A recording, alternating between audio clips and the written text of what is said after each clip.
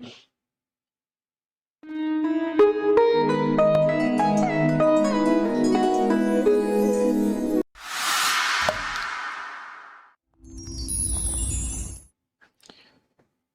प्रिय साथियों, मैं हूं आचार्य श्रीधर खांडल और आप देख रहे हैं नक्षत्रवेद.com का भविष्यवाणी कार्यक्रम।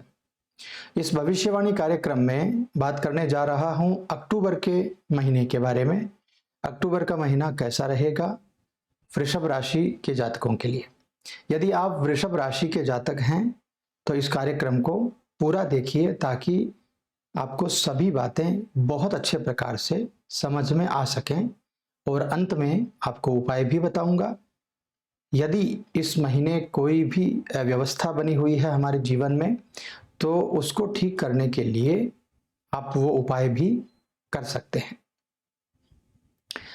सूचना है आपके लिए कि यह जो कार्यक्रम है प्योरली गोचर पर आधारित है। इस कार्यक्रम को आप अपनी जन्म पत्रिका का परामर्श मत समझिएगा।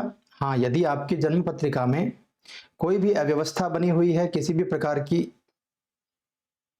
कोई ऐसी दिक्कत बनी हुई है जो बहुत समय से चल रही है और उसका सामना आप कर रहे हैं, आप परेशान हैं और उससे आप निजात नहीं पा रहे हैं, तो स्क्रीन पर नंबर है। अपॉइंटमेंट लेकर के नक्षत्रवेद कार्यालय के ज्योतिषाचार्यों से आप बात कर सकते हैं और अपनी जन्म पत्रिका से संबंधित सभी प्रकार के विश्लेषण प्राप्त कर सकते हैं।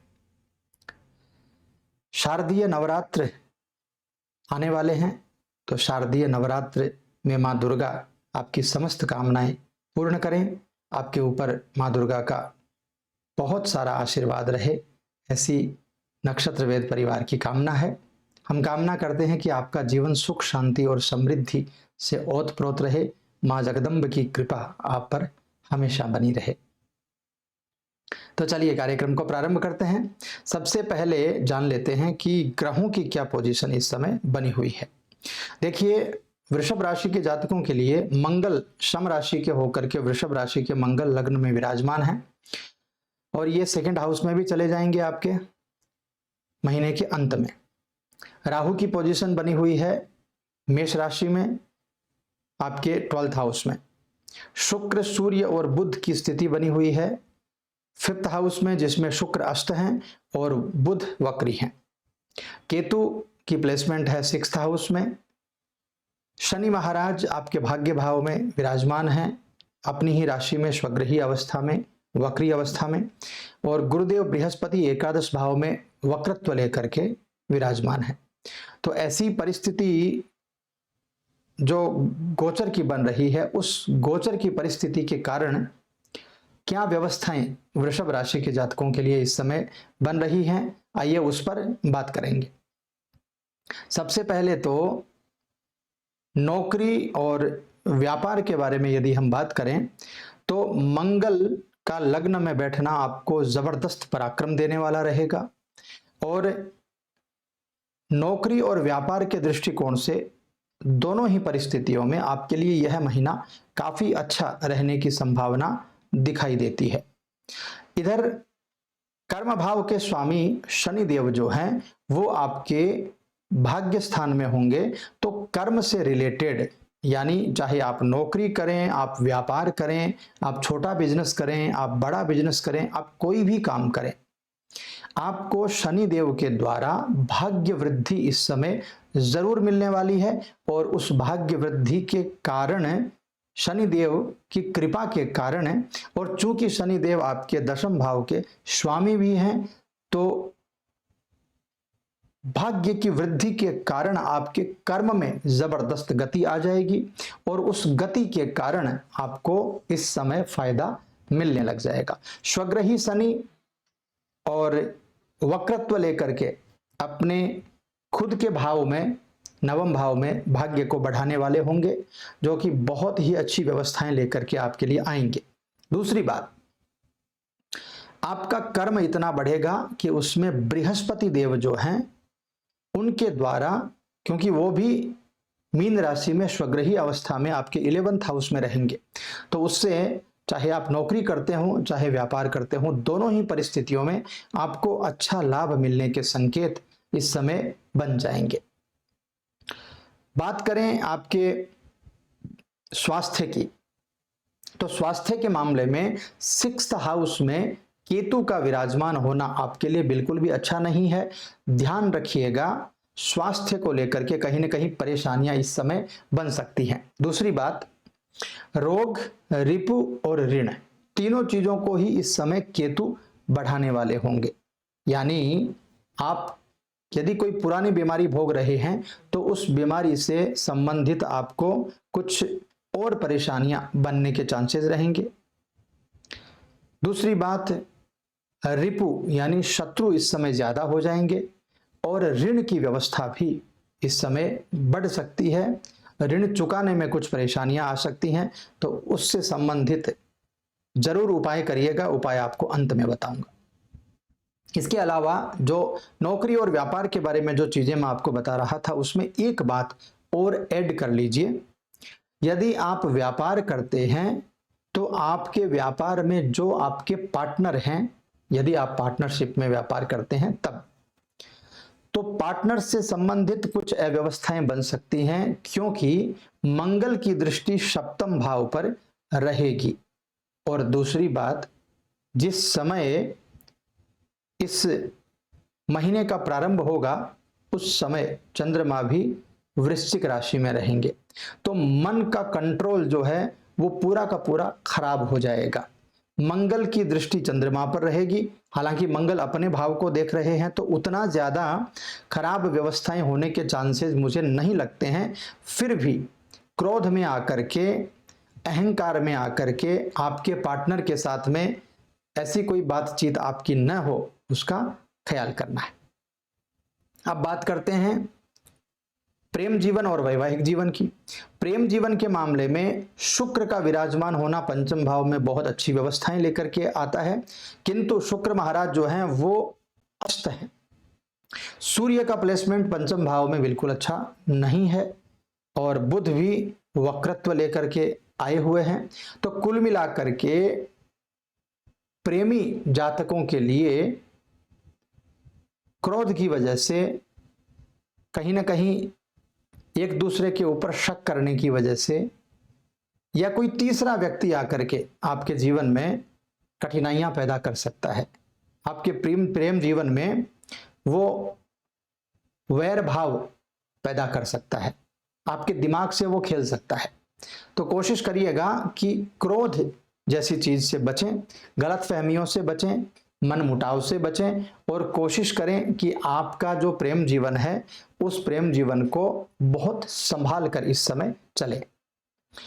दाम्पत्य जीवन यानी वैवाहिक जीवन की बात करें तो वैवाहिक जीवन तो कुल मिलाकर के इस समय सही ही है, किंतु मंगल की दृष्टि 7th भाव पर पूर्ण दृष्टि है। तो क्रोध में आकर के, आवेश में आकर के कोई ऐसी बात अपने जीवन साथी को बोल देना जिससे मनमुटाव हो सके, जिससे परेशानियां हो सकें, तो उन चीजों से आपको ज्यादा बचने की जरूरत है। उन चीजों से बचते रहेंगे तो मेरे हिसाब से आपके दाम्पत्य जीवन की व्यवस्थाएं भी काफी अच्छी हो जाएंगी। इसके बाद आर्थिक दृष्टि से बात करें तो मिले जुले परिणाम इस समय मिलने वाले हैं, क्योंकि मंगल जो हैं वो लग्न भाव में रहेंगे, 7th भाव पर दृष्टि डालेंगे। इसकी वजह से परिवार में कोई मांगलिक कार्य हो सकता है, उसमें बहुत सारा खर्च आपका हो सकता है। दूसरी बात, खर्च में वृद्धि जो है वो महाराज राहु भी कर रहे हैं, जो कि मंगल के ही घर में विराजमान हैं, 12 भाव में। तो खर्चे में वृद्धि के कारक तो आपके मंगल भी बनते हैं और राहु भी बनते हैं। दोनों के ही वजह से फिजूल खर्ची इस समय होगी, आपका पैसा बेवजह लगेगा। हाँ, सरकारी किसी भी प्रकार से धन प्राप्ति के योग आपके बहुत अच्छे इस समय बनेंगे। यदि सरकारी नौकरी में है तो पदोन्नति के योग बनेंगे, वेतन में वृद्धि हो सकती है। आर्थिक स्थिति को बल इस समय जरूर मिलेगा, किंतु फिर भी बहुत ही ज्यादा सोच समझ करके रहने की जरूरत है। और स्वास्थ्य के मामले में भी 6th हाउस जो है वो, उसमें केतु विराजमान है, अच्छा नहीं है, तो उसमें भी कोशिश करिएगा घर में जितने भी बड़े बुजुर्ग हैं उनका ध्यान आप जरूर रखें। पारिवारिक मामले में भी मंगल की वजह से कहीं थोड़ी बहुत आपस में भाइयों में टकराव होने की संभावना रह सकती है। तो कुल मिलाकर के मैं कहूं तो यह जो अक्टूबर का महीना है यह मिश्रित परिणाम देकर के आपके लिए जाने वाला है। क्यों जाने वाला है? क्योंकि पहली चीज आपको संभालनी है अपना क्रोध, दूसरी चीज संभालनी है फिजूल खर्ची, तीसरी चीज संभालनी है आपको आप जिन पार्टनर्स के साथ मिलकर के काम कर रहे हैं, व्यापार कर रहे हैं, उनके साथ किसी भी प्रकार से मनमुटाव न हो। चौथी चीज आपको क्या संभालनी है? आपको ऋण जो है वो बहुत ज्यादा नहीं लेना है, ऋण से संबंधित कुछ परेशानियां हो सकती हैं। और दूसरी बात, प्रेम जीवन में यदि आप हैं तो परेशानियां खड़ी हो सकती हैं। खास करके ध्यान ये रखिएगा कि शेयर बाजार, सट्टा बाजार से संबंधित कोई भी काम करते हैं, जिन कार्यों में अचानक धन प्राप्ति के योग होते हैं, वो कार्य इस समय आपके लिए अचानक धन हानि के कार्य में परिवर्तित हो सकते हैं। तो बहुत ज्यादा ध्यान रखिएगा। अब उपाय क्या क्या करने हैं इन चीजों के बारे में वो आपको बड़े गौर से सुनना चाहिए। सबसे पहले तो भगवान शिव की आराधना करिए, भगवान शिव की पूजा करें, शिवलिंग पर जल का अभिषेक करें। शारदीय नवरात्र चल रहे हैं तो मां दुर्गा की उपासना तो आप कर ही रहे होंगे, भगवान शिव की उपासना और प्रारंभ कर दीजिए, तो शिव और शक्ति दोनों की उपासना हो जाएगी और बहुत लाभ आपको मिलेगा।